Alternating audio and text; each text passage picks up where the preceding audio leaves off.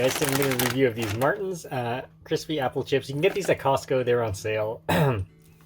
So check this out. It's nothing but apples. And here's the back. If you guys want to read this, pause the video. There we go. And if you look at the ingredients, where are they? Right there, it just says apples. So there we go. Let's open this up. There we go. There's the apple chip right there.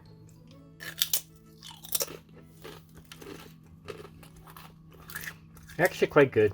Nice and crispy. Yeah. Definitely check it out, guys. If you have any questions or comments, post below, subscribe to the channel.